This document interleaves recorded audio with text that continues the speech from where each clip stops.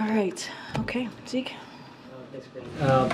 Government is going to run out of money in 9 days. Can you update us on what the president is doing to stop that from happening? Does he plan to speak with the speaker, with congressional leadership, have them over here? So don't have any. We don't have any. Yeah, me too. Stop blinking.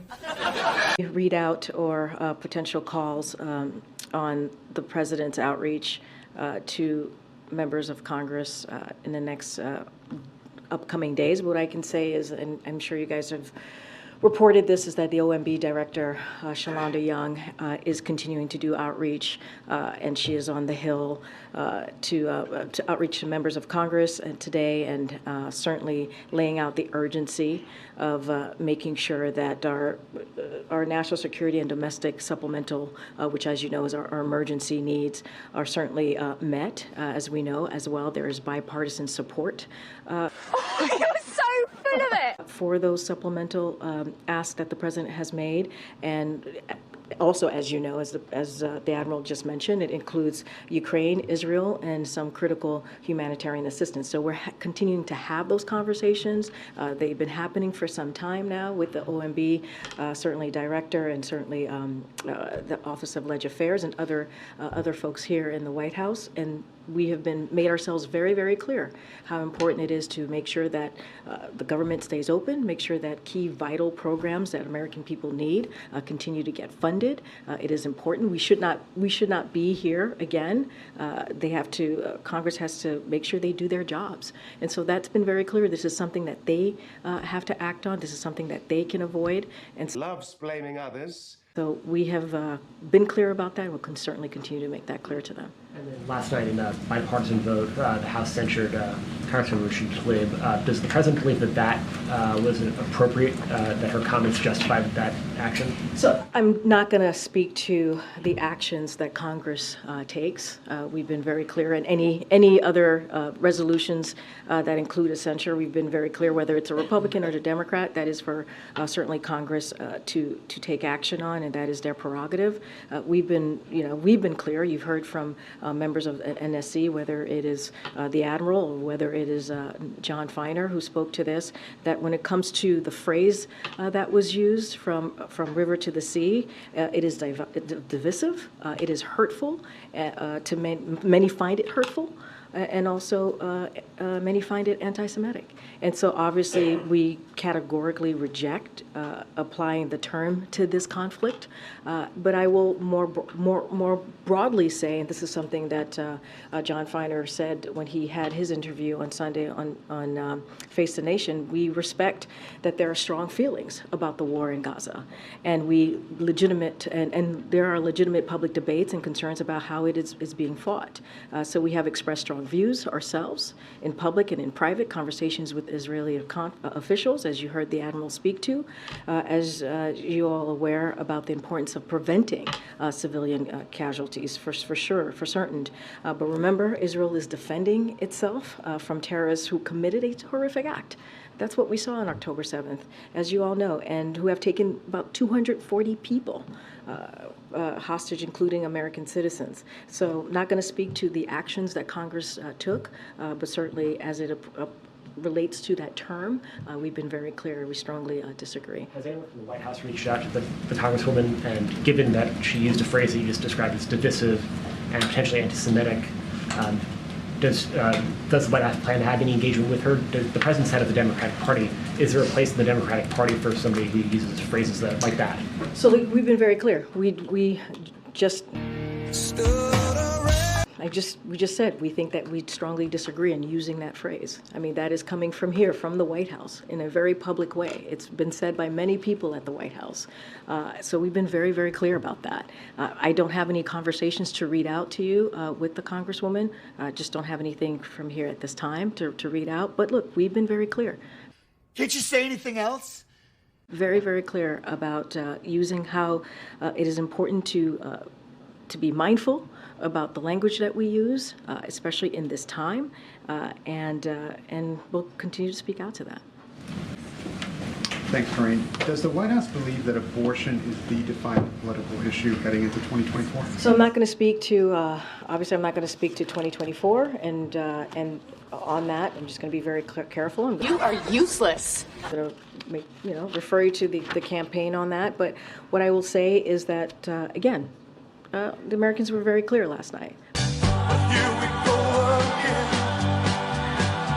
They spoke in a loud and definitive way, and they believe that politicians should not have a say in making decisions, especially women making decision on their reproductive health care. And that's what we've heard, and this president and this vice president is going to continue to support and be in strong support in making sure that women have the right to make their own decision, and make sure that Roe v. Wade becomes the law of the land. You've heard that from the president over and over again. Obviously, he put out a statement to this last night.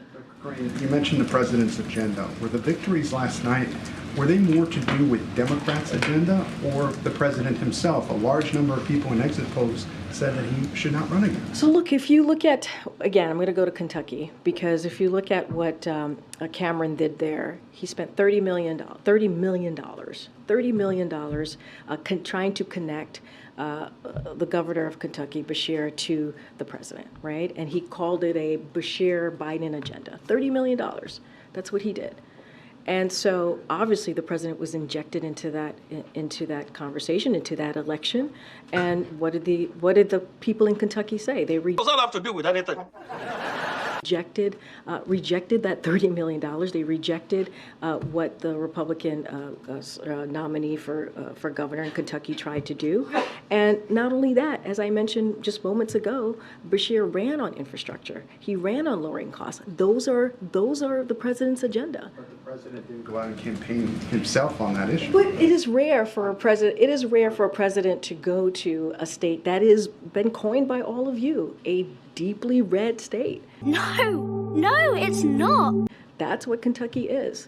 And let's not forget, the president kicked off one of his first events that he kicked off this year was going to Kentucky and talking about a bipartisan obviously a bipartisan infrastructure, but going to a bridge that had bipartisan support. Governor Bashir was there. Mitch, I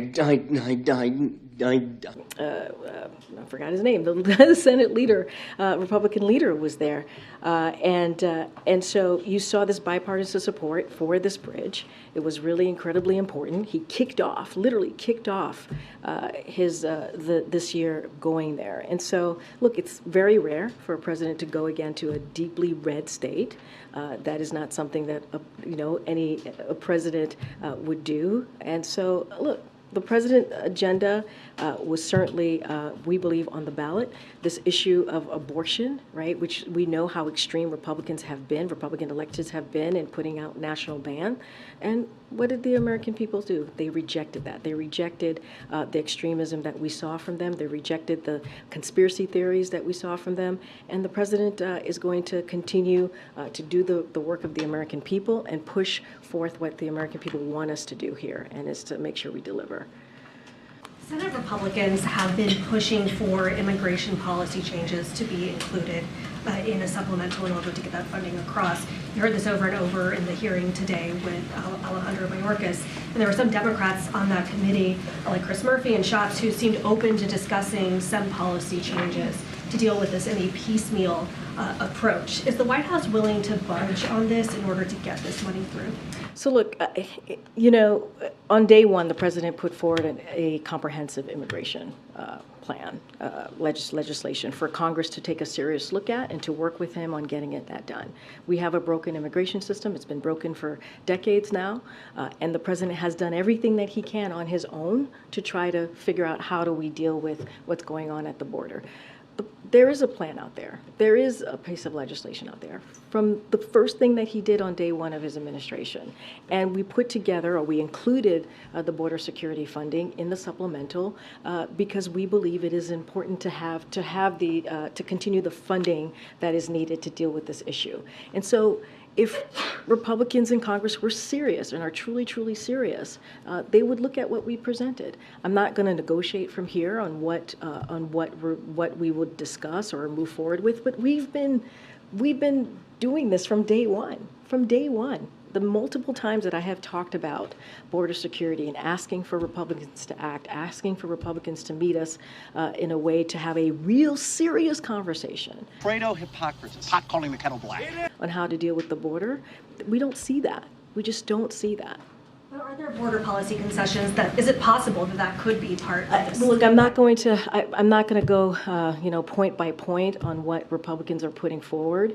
Not going to negotiate from here, but we have been doing this since day one of this president's administration. Day one. Oh, you're so full of it. On trying to figure out how do we deal with the border security issue. And he did that by putting forward a piece of legislation that is comprehensive and that deals with immigration in a real way. And what we have seen over and over again is political stunts. This madness has to stop.